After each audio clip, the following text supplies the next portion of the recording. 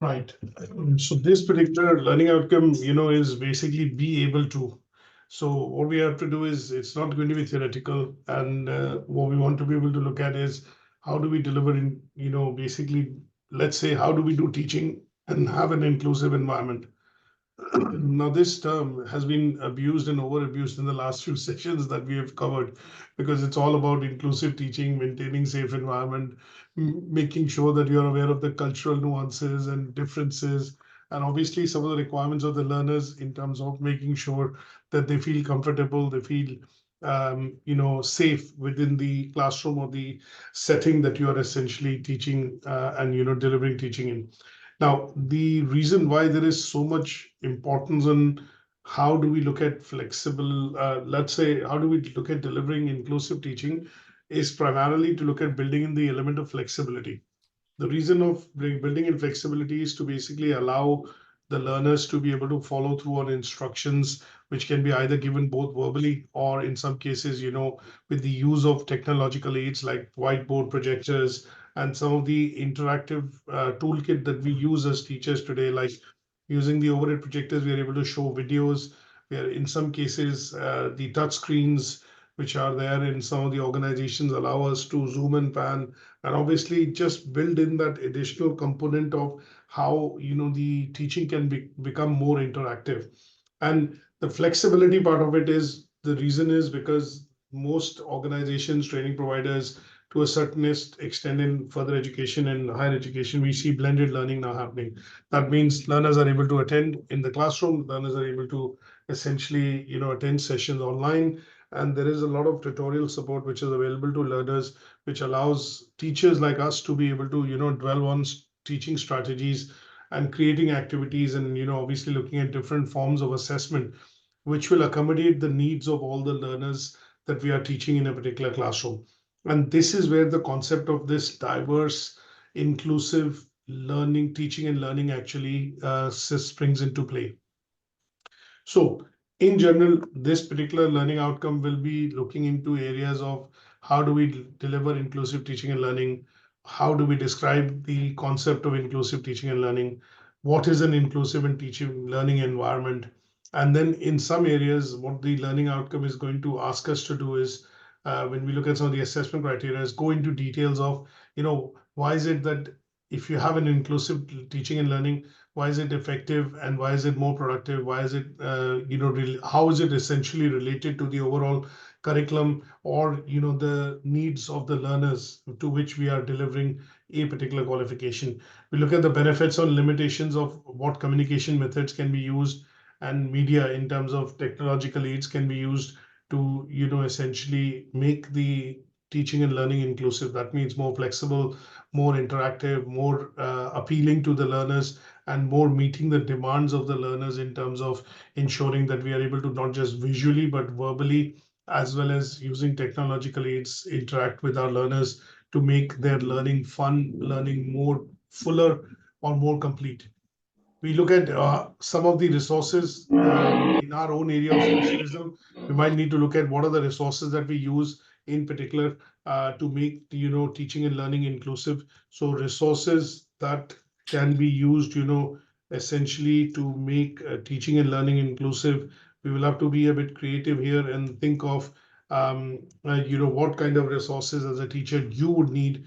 And when we talk about resources in general, we think of infrastructure like whiteboards, blackboards in universities, electronic bulletin boards, or for example, multimedia equipment like PC, or with speakers, you're able to play videos and use an overhead projector in some cases. And in our establishment, we have touch screens that we have installed now, which are 55-inch touch screens. So they allow multiple learners to come into the board and obviously, interact. 4 learners at any given point in time can come to the board and obviously interact along with the teacher, and all of that is electronically then sent across to the learners. We don't need to do any handouts and things like that. So we'll be looking at screencasts, videos, touch screens, any sort of equipment which can be in your own area of specialism, helping you to make the teaching and learning inclusive. And then to a certain extent, what we also want to relate to is talk about how does the concept of equality and diversity, help in, inclusive creating, basically help in, I would say, help in creating inclusive learning environment. So here again, we have to be a bit more creative in terms of thinking of ways of how we ensure that learners in our class are essentially feeling, let's put it this way, all learners in the class feel empowered. They feel that the way the class or the session is delivered is actually reflecting on some of the activities that they can do, some of the things that they can accomplish, and any such material that is being used for the purposes of, examples in some cases is not, racist or sexist or basically discriminatory. So sometimes what you see is that, when we have these big controversies and the news, and we read about news that, okay, this cartoonist did this or this cartoonist created that, and you would generally see that they want to get a point across, just digressing from teaching, but maybe in journalism, they want to get a point across. But what they end up doing is using a wrong connotation or an example, which basically flares up tempers and, steps on some people's sensitivity in terms of their cultural background and requirements. So what we have to do is make sure that when we are looking at equality and diversity and the concept of inclusion, what we are essentially doing is we are focused on the fact that here, in most cases, what we would want to do is make sure that anything that we bring across into the process of teaching and learning and make it, inclusive. So how does it help create that? Help in creating the exclusivity is obviously looking at maybe a situation or maybe in your, own environment where you teach, to say and pick up an example that this is what I would say, how I do it within my class or my sessions. And Right. that would be looking at a bit of a strategy. So sometimes it is looking at identifying needs of learners, specific learners in the classroom, identifying and making sure there are no unconscious biases that you have towards. And in most cases, teachers are expected to be knowledgeable in terms of, having, I would say, knowledge about different cultures, or at least having some sort of, background in terms of understanding different cultures of the learners that they have in the classroom. And that is where I think I would say the assessment criteria would be, related to an example, because it's a demonstrate ways we need to look at a practical example. And then if you do find that there are areas in which this can encroach into being discriminatory, or say, for example, in some cases not being, not seen to be promoting equality and diversity, then in those cases, I would suggest that you would need to look at adapting your delivery in a way wherein this allows you, with the aid of use of the teacher's toolkit, as we call it, technology always coming to the rescue, allows you to essentially, use that to, let's say an example here would be, if I do have learners in my class which, are not able to see, they have an issue in terms of their eyesight, and the distance from the interactive whiteboard is too far away, then in some cases what we end up doing is give them a tablet, or some sort of a screen which where they are sitting, and that allows them to see near and obviously interact, with the help of certain aids like buzzers or buttons and things like that. So again, examples that you would need to look at quoting here, because it says, how do you adapt your teaching to, by using the resources of the teachers toolkit, to be able to make sure that you're not disadvantaging any specific learner in the class. And last is looking at communicating with learners and professionals to meet individual learning needs. So this is something that we identify in the ILP. If at the time of, obviously taking on students, what we tend to do is we look at asking them to declare, or at least disclose to us, if they have any disability or any special needs. Now, they can just be in the form of, obviously over the years, we have seen in the form of dyslexia, special needs in terms of, eyesight and visibility. And in some cases, very few cases, we've seen, they would need, a hearing aid, or maybe some sort of augmentation to their hearing aid when they're in the classroom, studying with us. So what we have to do is look at ingenious ways of what has sometimes been discovered over the years, and that is what we would need to include as examples sometimes when we do the discussion, because most of the assessment criteria that you look at are going to be looking at, asking you to demonstrate or give examples. And this area in particular is required to be seen. And as teachers, one of the key, I'll put it this way, rephrase it.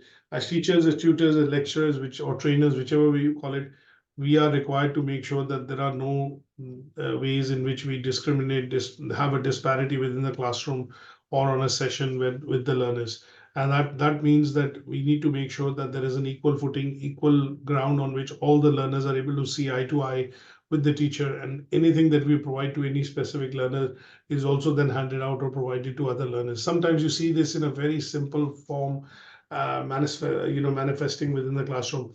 You do a number of handouts, and you have them sitting across on a configuration wherein two learners are sitting on one table.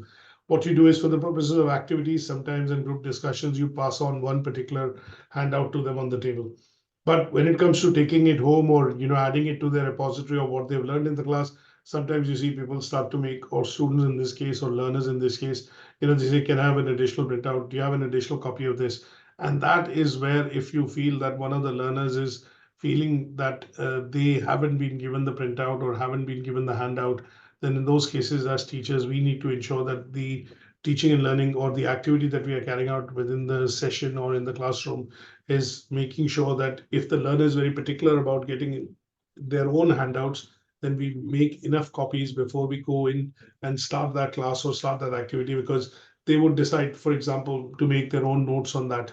And you can't stop that from happening. They would basically want that thing to happen. And that is why you get to see in FE colleges, schools, with the printing machines, you have that token system in most places, wherein the learners have their credits and they have their credit amount.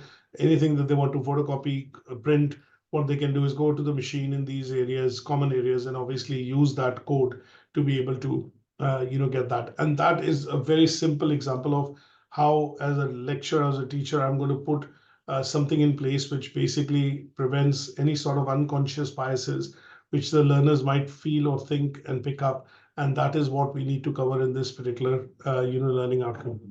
Is that okay? Is that understood? That's what I used to have when I was at uni. So you'd prepay, and then obviously you'd be able to photocopy. That's correct. So I think that is where we've seen the business models across with different companies. If you're a school, if you're a college, if we do get emails and other bits across, which is where they say, you can have student codes, and they can have prepay machine codes in that, to be able to even look at refresher machines and things like that. Now, when we look at the bits and pieces of it in terms of what does it provide specifically, in terms of when we talk about inclusive teaching and learning, I think when we do talk about this particular concept, what it allows us to do is, number one, understand the needs and identify the needs which the learners have. Now, some part of it is done in the pre-admission process. Some part is done, when I say pre-admission process, it's done through the initial diagnostics or initial assessments. Some part of it can be done during the gathering of the information, and that is why schools, colleges, universities have open days wherein they want the learners to come and see the environment, see the facilities, interact with the lecturers or the teachers who are going to be teaching them, and that basically helps us identify student and their needs and requirements. Now, one particular concept that we talk about, adapting teaching methods, it is something which is to be done on the fly, on the go. And the reason I say this is, no two teachers are same. Everybody teaches in a very different way. And even if you give the same deck of slides, or even if you give them the same bits of information that they have to go through, you would generally see the way they teach and deliver in the class, they articulate, they interact, they cover some of the subject areas, the examples that they give is going to be slightly different. And that is also to look at tailoring it to the needs of the learners. So in some cases, adapting it to look at using various instructional technologies. That is what the key part is, that you need to be able to use today the technological aids, which could be visual, auditory, which could be hands-on activities, group discussions, and obviously the tools in IT or digital tools in IT that we can use are the bits that we need to be able to use to adapt and make it far easier for learners to understand and grasp the the subject or the topic that we are going through. Obviously, there are in the classroom-based settings, I've always seen, and I've done a lot of classroom-based teaching myself, wherein sometimes in certain sessions we see there is more of interaction, more of practical examples, physical arrangement of the classroom needs to be augmented, changed. And that is something that you do as a teacher, wherein sometimes in large setups you have a teaching assistant and they would help you organize this in terms of classroom activities, handouts, the preparation which is required to be able to, teach and deliver or conduct that activity in the class. One of the things as a teacher that I've always done is if I do such activities, I normally use the concept of serendipity. I want my learners to discover things. I normally end up placing props and other things within the classroom wherein they are required to interact, exchange, and obviously discover some of these things, which allows a larger set of interaction to happen amongst the learners. And it also gives learners or students the ability to be able to interact and gel with each other. They need to then learn and be able to converse and obviously be able to be comfortable around some of the other colleagues or learners in the class. Now, the inclusive learning also helps us in differentiating different forms of assessment that could be required if we have learners with disabilities, special needs, or any sort of learners who seem to be brilliant at their at their age for their age. And in such cases, you would need to have commensurate activities or assessment strategies in place so that they feel that they are valued in the class. Sometimes, and a practical example is this, that sometimes I have my daughter saying, I don't want to go to that elective because there's nothing I learn in that class from the teacher. She just comes in, gives us a handout, and I don't want to be spending my time in that elective. Now, that gives me a direct feedback that when I have the next parent-teacher meeting, I need to say that, okay, Miss Shibli or so-and-so is basically not up to the mark because it's not just one time, it's repeat, week after week that she doesn't want to attend because she doesn't feel any validation happening in the classroom. And that is a valid feedback which needs to go across in order for the teacher to improve. And why this is the case, it could be because one, some students are disinterested in the topic, history, for example. They might not be, getting the right amount of, let's say, the scoping of it in terms of teaching is not being done correctly to meet the caliber and the aspirations of some of the learners, or students in the class. And there could be a number of other reasons in terms of the sessions are not interactive. Obviously, it's a topic which can bore you to death. And then there are bits and pieces that people don't like in terms of learning the dates and the lots of things could happen. And that is where I think varied assessment strategies or ways to engage with the learners need to be done. Now, at some stage, the form tutors or the program managers essentially look into the aspect of whether it is meeting the requirement and delivery or not. And that is where the monitoring and progress of it or monitoring progress and taking feedback from parents, other colleagues would be important because that will inform you whether your teaching and learning that you conduct is meeting or is in the guidelines of what is required to be done by Ofsted or, for that particular key stage within the classroom. And in some cases, feedback adds to helping you to look at doing professional development, because at the end of it, you would see that within certain sectors like healthcare, teaching, certain professions wherein one of the key things that we see as a part and parcel of your job is continuous training. So continuous training tends to be an aspect wherein you're looking at improving on some of the gap areas or improving on some of the weakness areas, and they are basically advised and picked up and then documented into a CPD or your personal development plan, career professional development plan by your manager, and they are reviewed every 6 months at the end of the year to allow you to also develop and obviously one bit is to look at let's say sharpening your skills. The other bit would be to also have an opportunity wherein your peers, your colleagues could also share best practices. Now, these tend to be some of the advantages of or benefits of or the reasons behind, I would put it this way, not benefit and advantage, but I would more so put it reasons behind why inclusive teaching and learning is very important. And why is it that in any interview, any situation that you go, one of the questions tends to be with the teachers is how do you look at creating an inclusive classroom? Or how do you make your teaching more inclusive? It's a very cliched question, but the reason why it is important is because it helps start a bit of understanding, with the teacher to understand the classroom, the learners that they are going to work with throughout the year, and to a certain extent how they are going to tailor and adapt to their delivery, which will make it worthwhile for not just the learners but also the class to be able to achieve certain standards and obviously go through that passing grade. Is that okay? Yeah. Now, with this, we nicely go into the first assessment criteria, which is talking about, analyzing the effectiveness of teaching and learning approaches in your own specialism area. So in your case, and in my case, some of the slides that I've developed, what I've done is I've actually used my own area, which is the specialism of strategic management and leadership that I teach.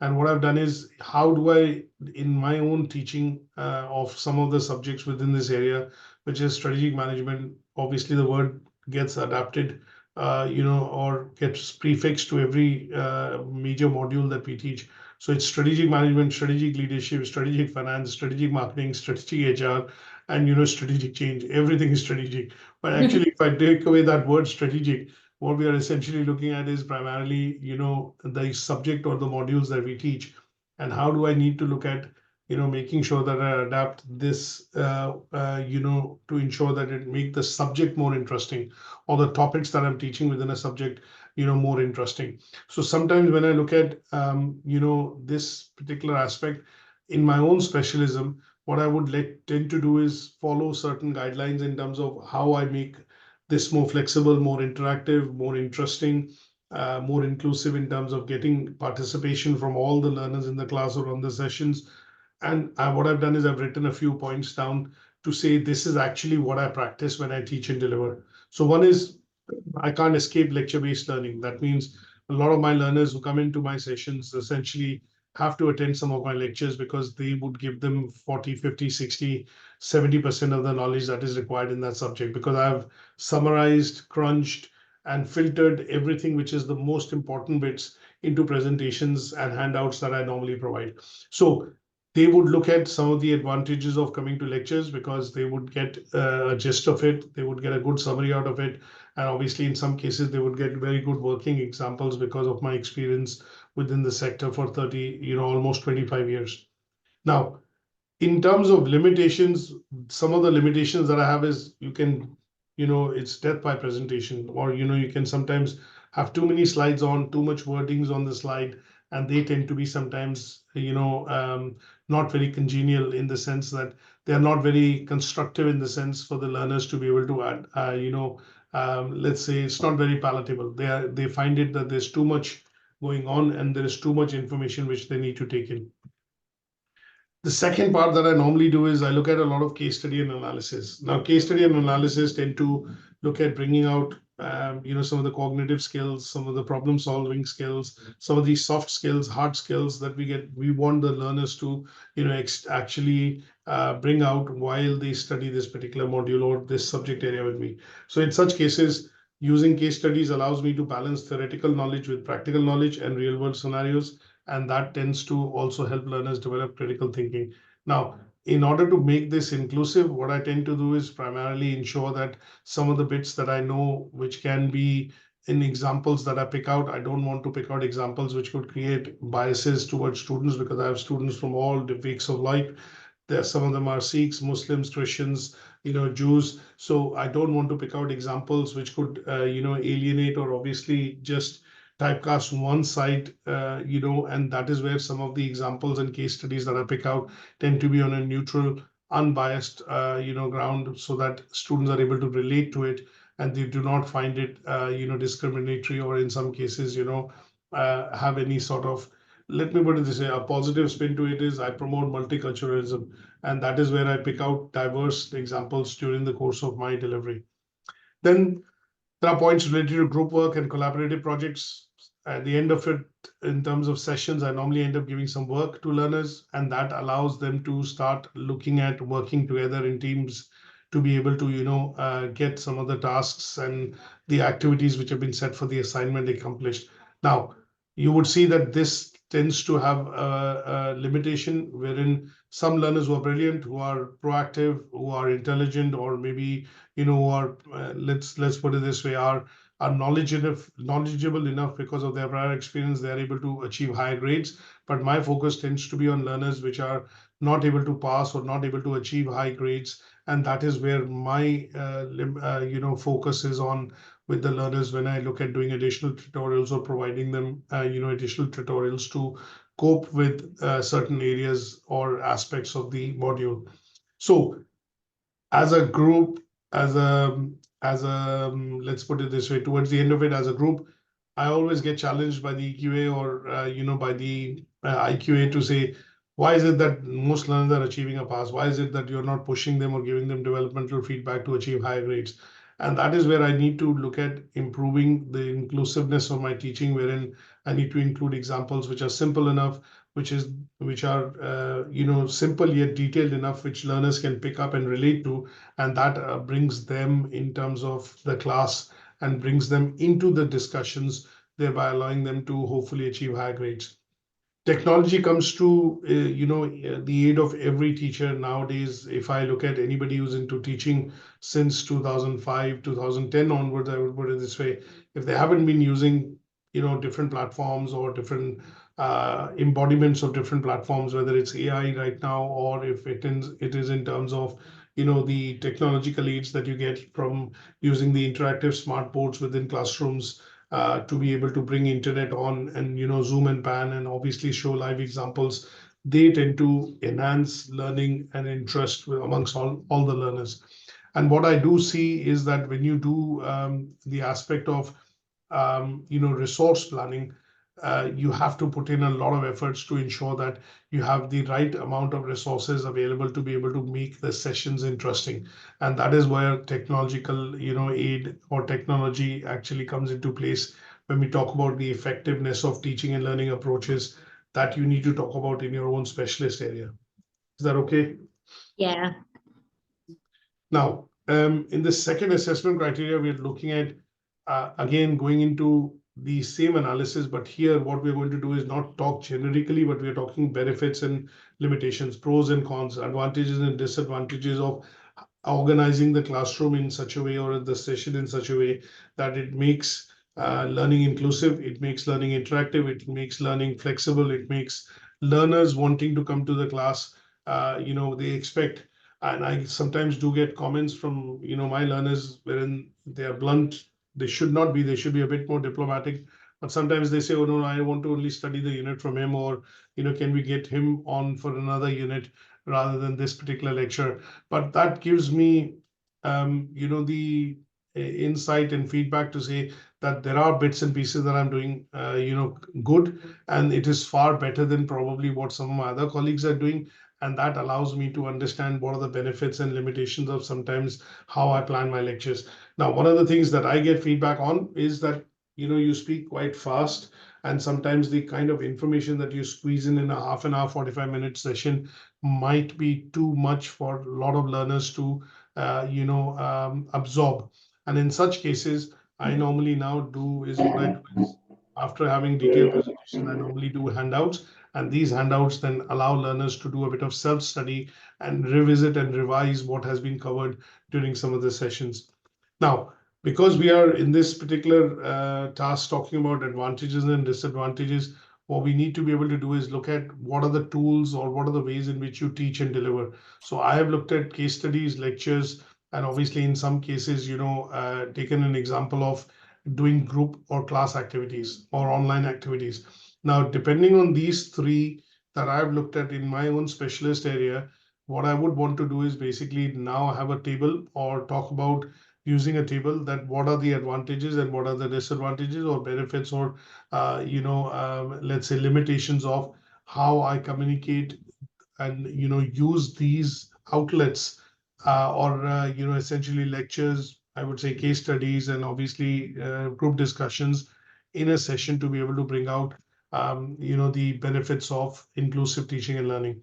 So here I've got some points here in terms of lectures tend to be the advantages that you are able to, come across from an area of authority, from a position of authority, essentially.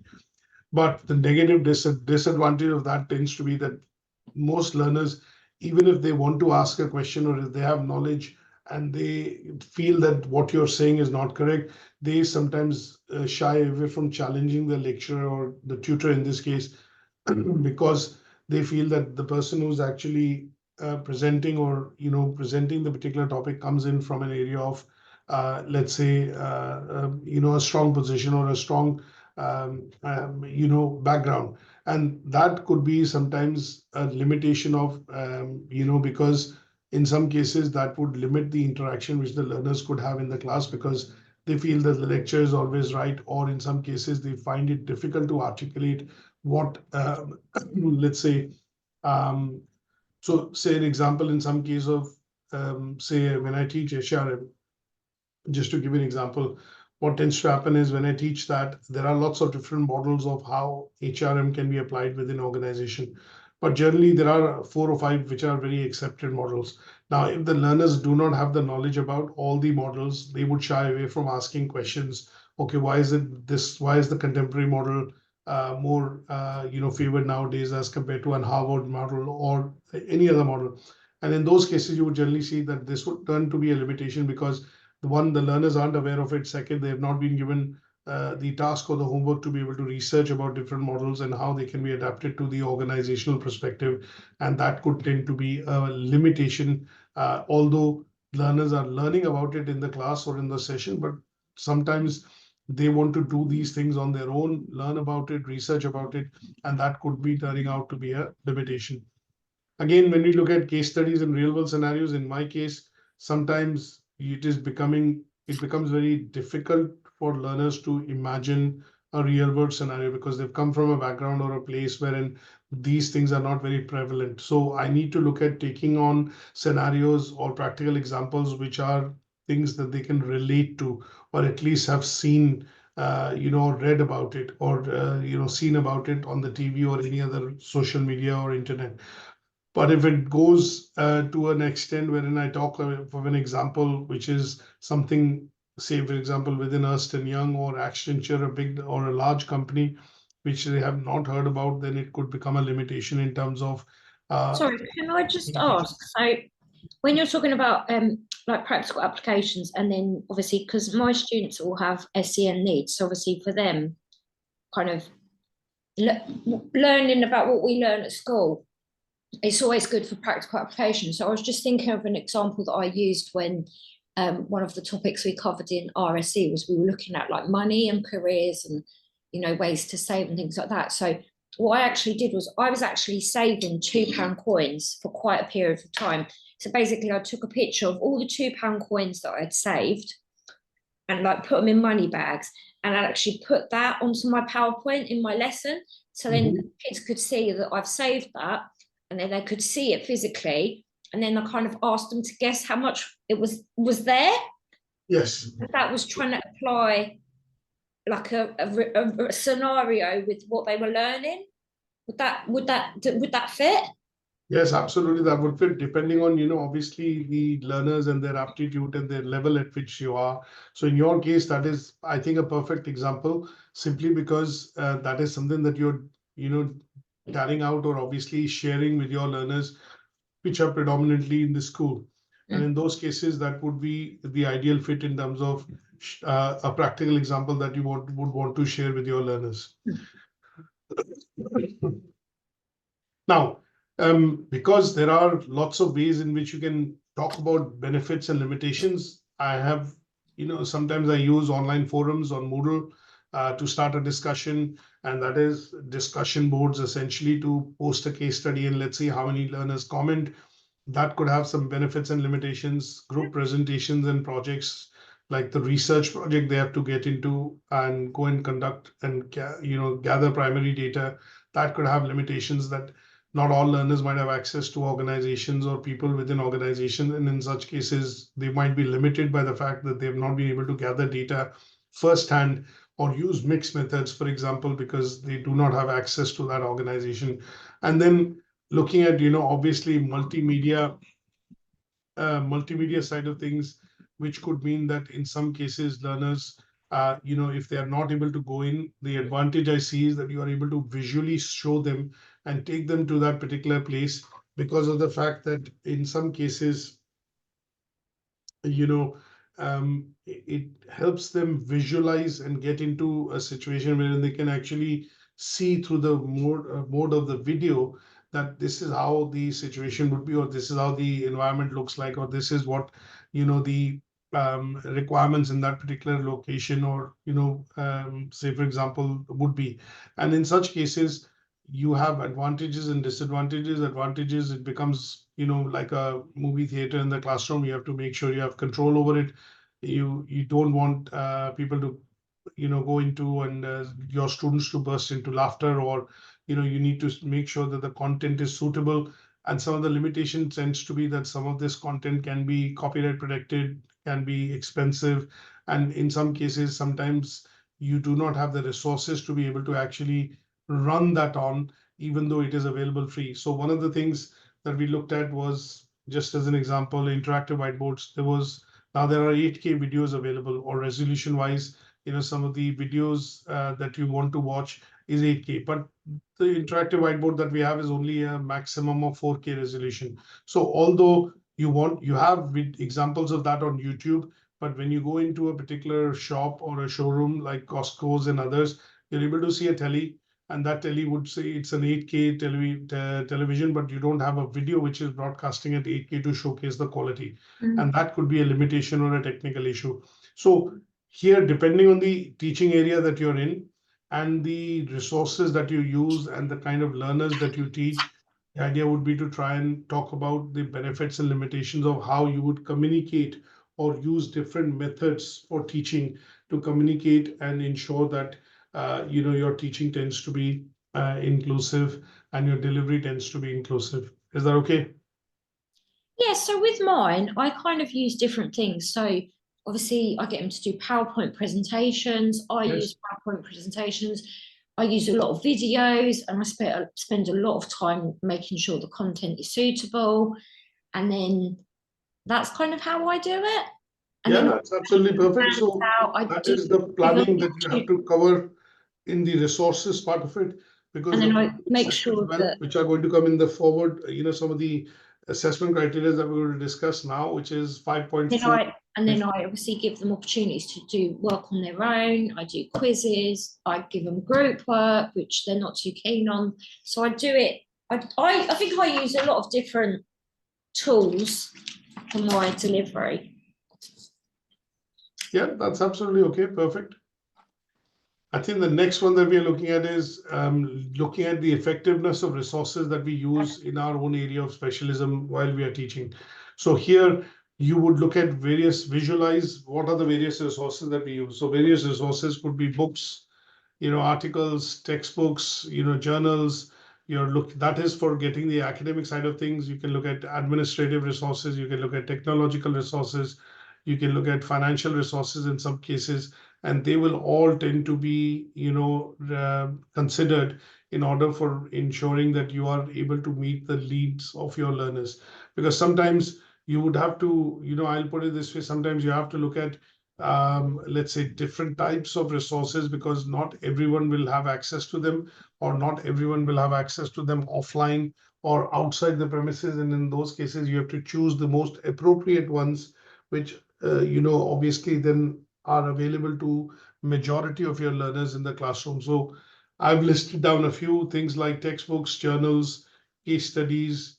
Look at digital and multimedia resources, which could be videos that you are looking at from YouTube or other places, repositories, in terms of, showcasing, because not everything you can discuss verbally. And sometimes, a picture is worth 1,000 words. So you have to showcase and show certain things in terms of, like, for example, engineering students, if they have to understand the workings of a, an internal combustion engine, you would need to show them an internal combustion engine working, and that could be brought across, by watching a YouTube video. Internal mechanics of it, might be another way of looking at shortlisting another video, which would show them the internal mechanics of how the pistons move, and the movement of pistons, then compression of the oil and all that stuff creates the movement, and then it leads to the creation of energy, which is then used to, let's say, drive the car or whatever. So depending on the area and obviously the field that you're in, you are going to be looking at talking about some of the resources that are going to be used in your own area of teaching, and that Can I and just, how they are meeting the individual requirements of the learners. That is what you need to talk about here.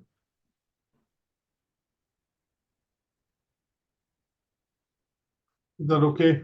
yeah, no, that's fine. Okay, the next one is talking about, inclusive teaching and learning approaches. So what we want to be able to do here is talk about what could be the various approaches that you would need to take, or at least can take, in ensuring that, your teaching and learning is, I would say, meeting the needs and requirements of learners. So here, what we would want to talk about mostly would be how would your approach of teaching in a class or delivery of a certain concept, topic list in a class or online or whatever it is, meeting the needs of your learners. How would you look at ensuring that your learners are able to get value out of it?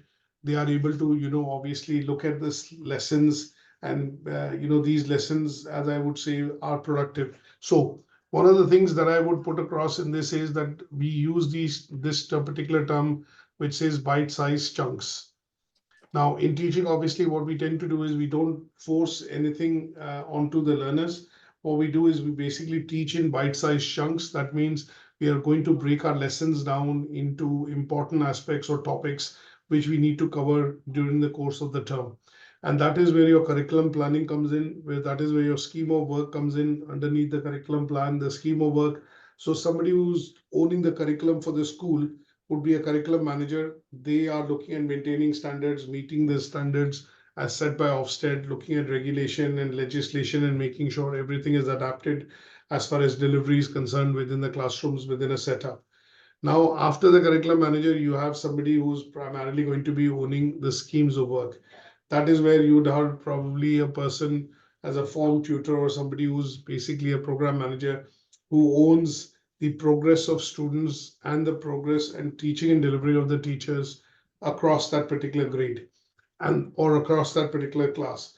And that could be, say, for example, if I look at maths, you could have 4 or 5 lecturers teaching 3 or 4 different sets of cohorts of students in a school in a particular year, so I'll say year 7, and that is where the scheme of work and the lesson planning has to be standardized. So you'd have somebody who would probably be looking at owning that up and ensuring that bite-sized chunks of them are delivered within each of the terms, thereby allowing the curriculum and the syllabus to be covered across the year.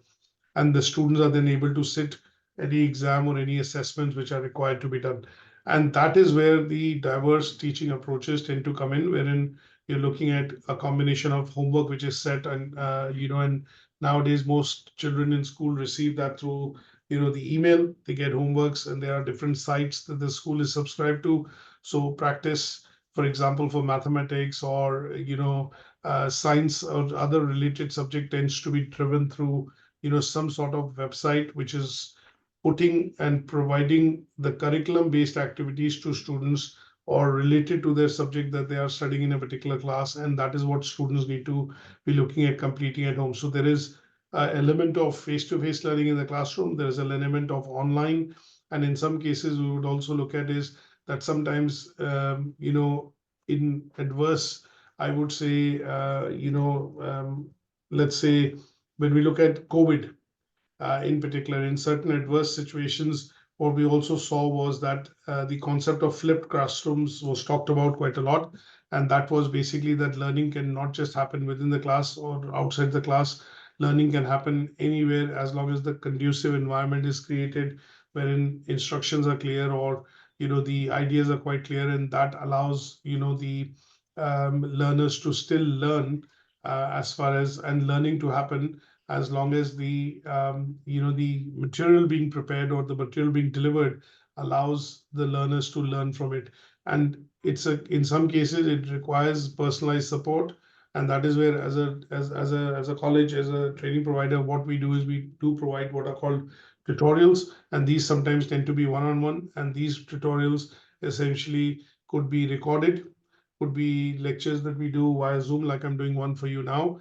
And it could be that wherein sometimes only podcasts are recorded, which students are able to listen in, and that allows them to learn at their own pace. So the concept of flipped classroom became quite important as an approach during COVID, and that basically meant that we need to look at a strategy wherein the whole teaching and teaching methodology needs to be turned on its head, wherein what we want to do is we want to make sure teaching and learning happens through not just in the class, but also through homework and also through activities which learners or students can do at home in their own spare time. And this is where the instructor or the teacher or the lecturer or the tutor essentially presents activities or creates activities which basically allow them to learn at their own pace, and they are supported during the course of these activities. So some of these things we saw during COVID and was one of the clear strategies of how we would want, inclusive learning and teaching and learning approaches to use resources, use the pedagogical strategies, and obviously the use of technology now to be able to meet the individual needs of learners. Your adaptive resources, which is mostly in the case of, sometimes what happens is, let's put it this way, a couple of years back, we had a few learners which required access to the internet. So what we did was we gave them tablets, and these tablets were given to them during the course of their studies with us, and then loaned to them essentially. But that had what is called customizable content, which they could access online and offline without the use of internet. But in some cases, people were on a universal credit, and that meant that they had only £30 available to them for the internet, or for the usage of the internet or phone, and that meant that they were out of pocket or out of resources. And in such cases, you have to look at the schools, the providers, and the setups. Essentially, look at doing that. There are a couple of other points that you can look at, and that could be use of technology, like we use Moodle in this case. We are using Zoom, for example. We are using YouTube or some of the channels that allow, easier delivery of sessions and, obviously teaching to happen. And that could be the use of, inclusive teaching and learning by including technological aids to aid in the, learning of learners within your class. And then obviously assessment and feedback and professional development part of it tend to always be side by side, going side by side, because you would generally see that in most cases, if I look at old school, a lot of people are having to catch up with technology and start using it in terms of their teaching and delivery. A lot of youngsters in particular who are getting into teaching and education find it easy, and it comes to them easy because they have grown up with the use of technology and technological aids, and that is where it allows them by default to start let's say teaching using the incorporating the use of technology within their teaching. Is that okay? Yeah, no, that makes sense. Now, in terms of the next assessment criteria, we have basically a need here to adapt how learning approaches and resources can be used to meet the needs of learners.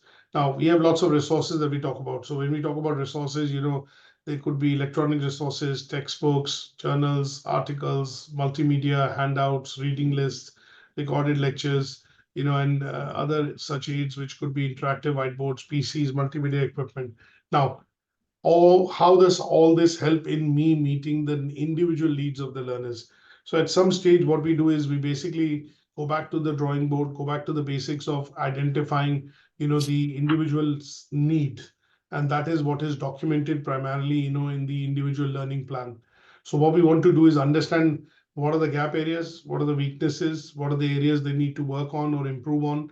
And in some cases, when we do take on learners, as an example, we have a distance learning policy in place. And what we do is we make sure that they are good in terms of communication, and they are good in terms of use of technology, which is PC, and they have access to the facilities like the internet and a PC. Now, if they don't have access to that, then it becomes really difficult because they're learning and wanting to study a course with us through distance learning. So identifying a need and then being truthful and then going back to the learner to say, no, that might not be possible, is something that we have to do quite a number of times during the course of the year. But that is where we need to be able to look at the use of resources judiciously in a way to ensure that We know what are the requirements for the course or for the course for the learner to study this particular course. Then once we know the resources are organized and somebody is able to join and obviously go through with us in terms of reading and teaching and learning of the course, then you can look at employing or looking at further detailing into things like how do you adapt your teaching methods if that person is based abroad, not in the UK. Timing wise, sometimes they are not available on certain dates and times. And that is where you would look at adapting your teaching sessions and obviously the timing of those sessions to meet the needs and suit the needs of the learners. Which we've been doing, so. Which we've been doing as an example. Yes. And then there are other bits. Sometimes you have to look at modification of your content by changing examples or, including, like in my presentations, one of the things which I will do when I revise again would be to try and include a lot of, pictures and, a lot of, let's say, visual elements of it. And that would make the teaching side of things slightly more interesting. And that would be modification of content. I want to bring more interactivity on, look at doing icebreaker sessions, asking more open-ended questions. And that is basically looking at meeting the diverse need of learners. A simple example in this case would be if I have learners who are attending, and sometimes I have 10, 12 learners who are doing this session, but they just keep quiet in the background. Only a couple of them will ask questions or have queries on what I've spoken about. Now, in such cases, my aim is as a teacher to basically ask them questions, get them involved, get them interacting in the session. And in such cases, what I have to do is use a strategy wherein I use question answer session quite a lot.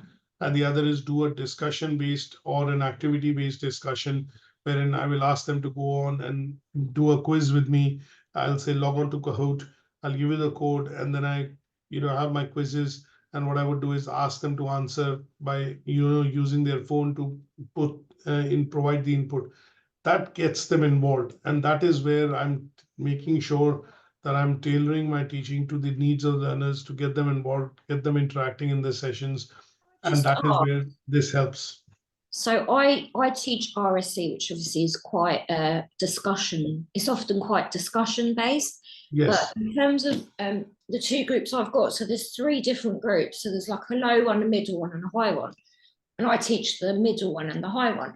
So we've been learning about well-being. That's our topic for this half term. So I'm already thinking that I've done the lesson on Tuesday for the middle group.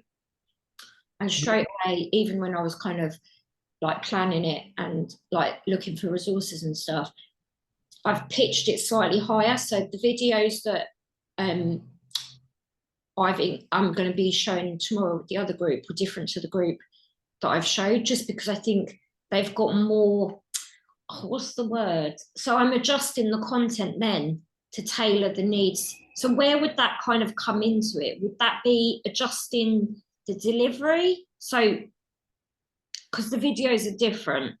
So would that be in the adapting of my delivery? So I would put it this way, that would be basically looking at if you, for example, give different videos to different learners, that would be looking at adapting your delivery to meet their cultural requirement or their needs in terms of understanding, and that is why you've selected different videos. So would that come under here? So you obviously modifying the content delivery in terms of the videos to the different groups. Yes, that would be the case. Sometimes you do different group activities or different types of group discussions, depending on, that this group is, the caliber or maybe the ability of this particular group is this, and these are the kind of learners in this group. So you break them down, you give them activities on a different. Yeah, that's what I'm going to do tomorrow. Yeah, that would be fine.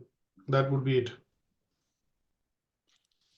Now, the last one that we are looking at in today's assessment criteria is how do you communicate with learners and learning professionals to make sure that their needs are being met. So here, I think the main bit that you have to look at is first, if we don't go into any of the slide, but just look at thinking about it and put the thinking hat on, is this is to do with how do we ensure that what is actually being discussed and agreed on with the learner is actually being put into practice. And that is at the end of the day, making a change or having an effect. It is actually working.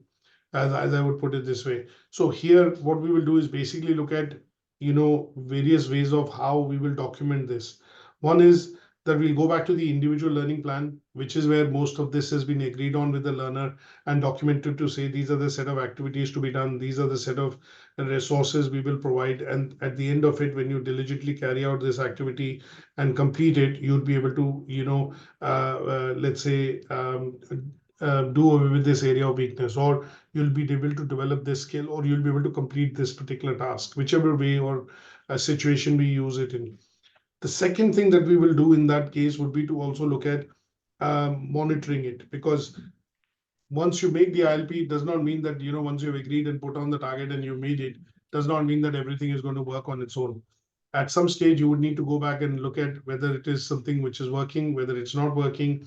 And in some cases, you will need to adapt it.